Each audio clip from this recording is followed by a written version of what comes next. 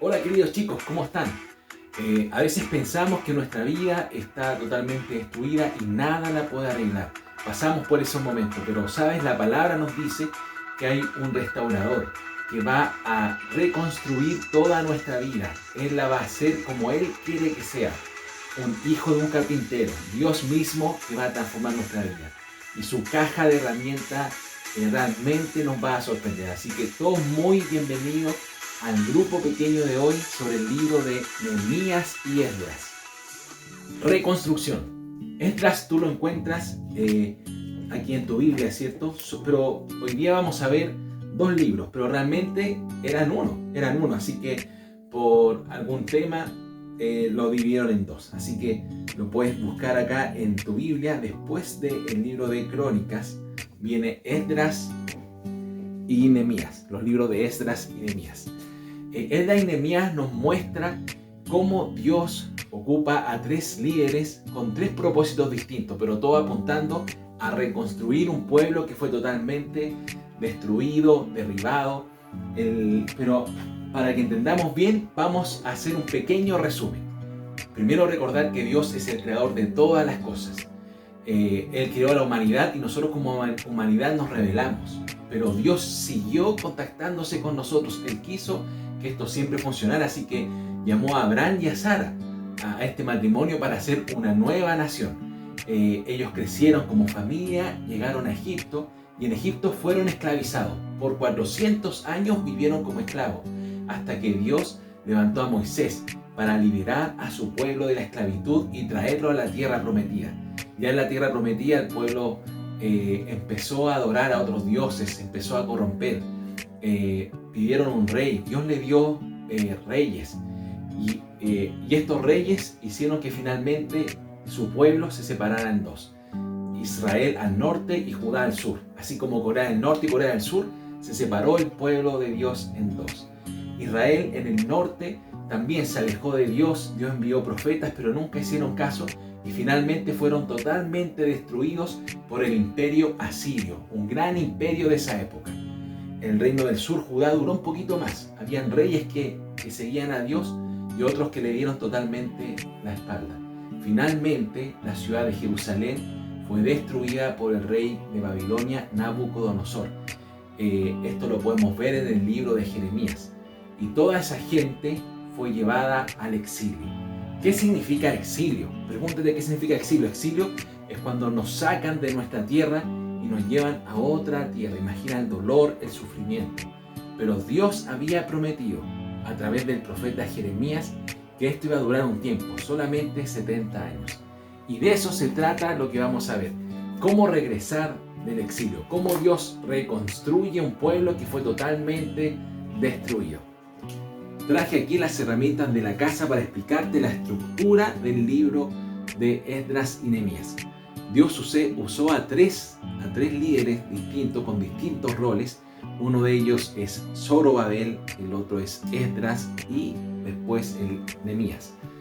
Ahora vamos a ver la estructura del libro. Si te fijas, aquí la unimos porque ese era el original. Todo parte con Zorobabel cuando se le da un rey, le da la autorización para construir nuevamente el templo.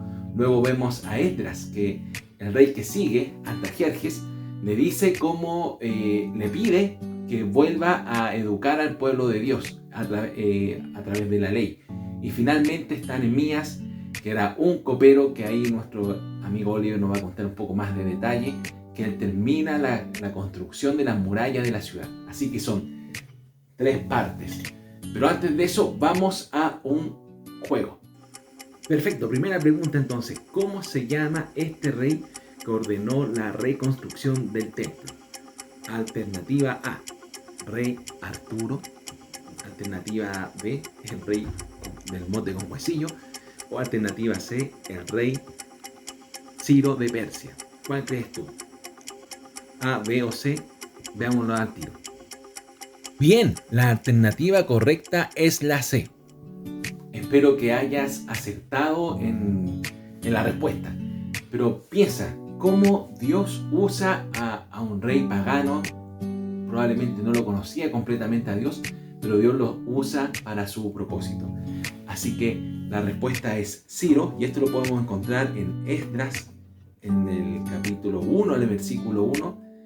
Dice: en el primer año del reinado de Ciro, rey de Persia, el Señor dispuso en el corazón del rey para que éste promulgara un decreto en todo su reino, y así se cumpliera la palabra del Señor por medio del profeta Jeremías. Y aquí empieza este libro. Así que Ciro ordena que se vaya a reconstruir el templo.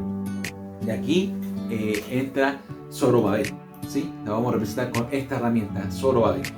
Zorobabel era descendiente de David. O sea, venía de una familia real, pero no tenía rey.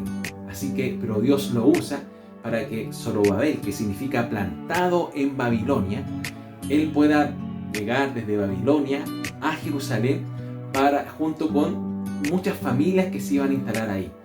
Piensa ese momento de alegría después de 70 años.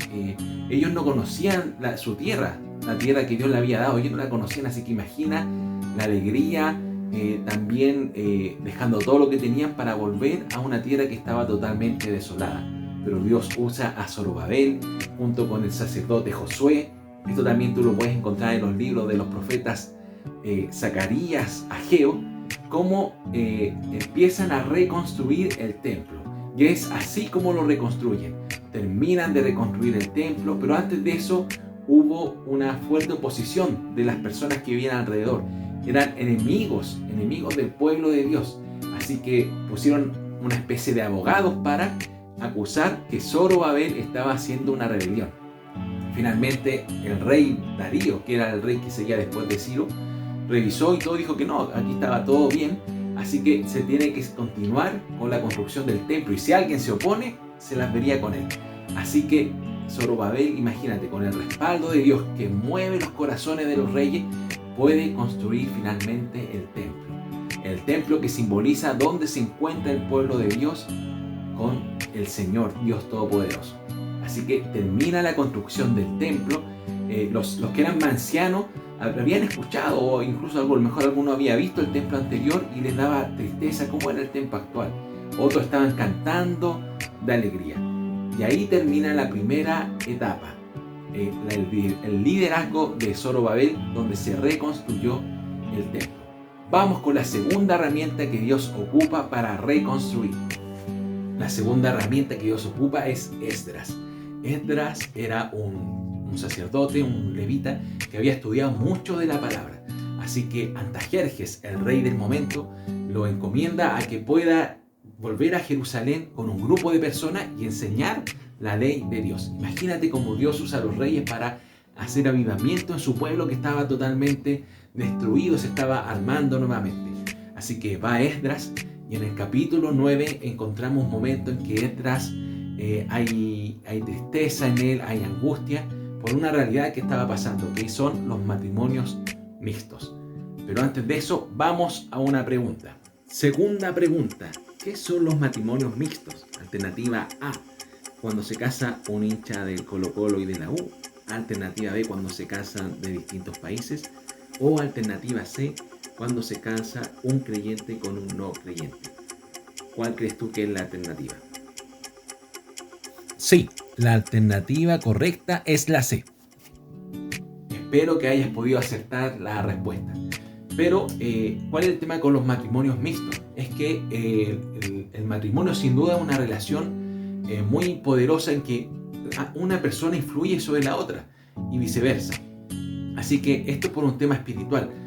Cuando un no creyente se casa con un creyente, ahí también nosotros empezamos nuestro corazón a alejarnos de Dios de alguna forma. Así que es algo muy peligroso que habla la Biblia, no solamente aquí, sino que muchas veces. Más información la podéis encontrar cuando Pablo habla del yugo desigual en las cartas de Corintios.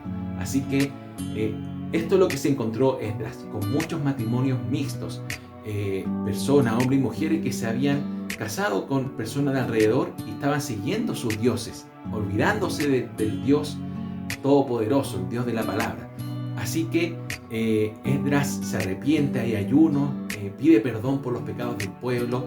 Hay un avivamiento en ese momento, fue algo hermoso y glorioso, pero no termina bien. Los nobles, ¿cierto?, le recomiendan a Esdras que haga un divorcio general, y Él lo hace. Y aquí vemos que eso también choca con la palabra, ¿cierto? Porque si vemos en el profeta Malaquías, dice que Dios odia el divorcio. Así que lo primero era seguir adelante con esos matrimonios. A lo mejor había que poner leyes para que futuramente no se casaran matrimonios mixtos, pero aquí vemos que hay un final agridulce. Ya tenemos dos finales agridulces dentro del libro, es parte del libro.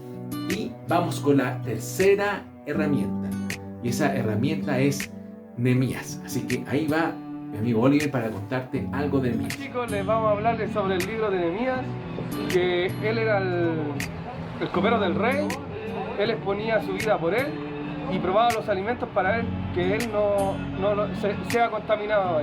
Nehemías se entristeció porque la ciudad estaba desolada, destrozada, estaba sin Dios, y él pidió oración, ayuno y oración para el perdón de pecados. Cuando el rey autoriza a Nehemías con sus herramientas a reconstruir las murallas que se habían caído, se había devastado, y el Señor le pone en su corazón que vaya a esa ciudad. Última pregunta de nuestros juegos.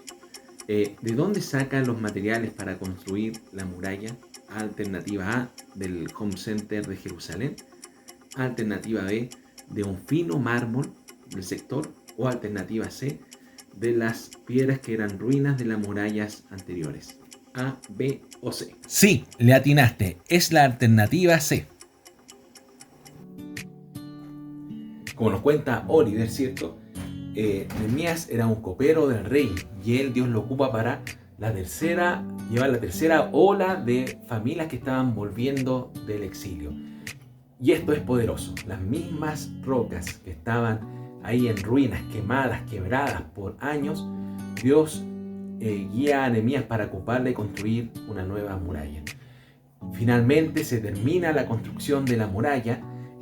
Esdras es invitado.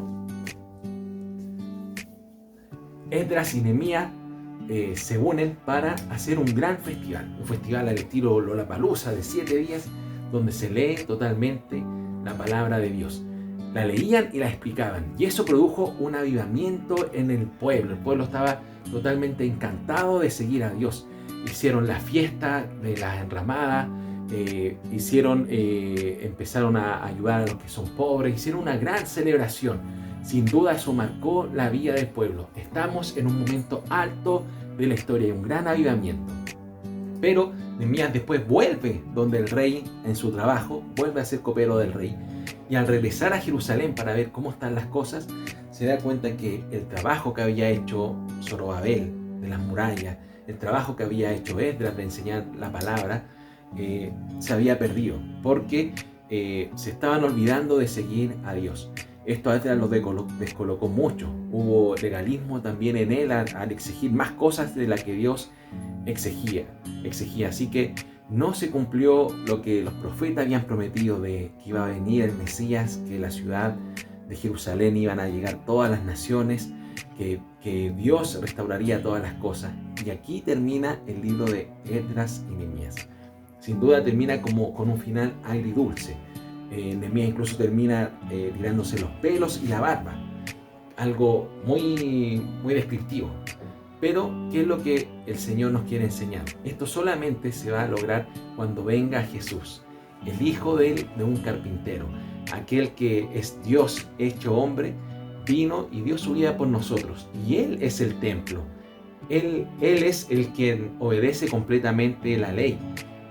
Él es quien da su vida por cada uno de nosotros. Y aquí vienen las tres re. Él nos restaura, Él nos reconcilia y Él nos reconstruye. Él nos restaura porque cuando llegamos a Él venimos destrozados, totalmente confundidos, pero Él cumple su propósito en nosotros, nos llama a hacer lo que realmente Él nos hizo. Nos reconcilia porque esa relación estaba rota con Dios. Y finalmente nos restaura porque Él empieza a trabajar en nuestras vidas y no nos va a dejar igual. Así que la caja de herramientas de Dios, chicos, es realmente grande y maravillosa. Recuerda cuando Dios usó a Ciro, un rey pagano, para cumplir con su propósito. Él lo puede hacer, así que el mal que hay muchas veces en nuestra vida, Dios lo puede usar para nuestro bien. Él no se va a dar por vencido. Y lo segundo es, recuerda con qué Nehemías construyó la muralla, con las piedras que estaban ahí, quebradas, quemadas, que estaban totalmente abandonadas. Nehemías la usó para construir la muralla. Así también es Dios con nosotros.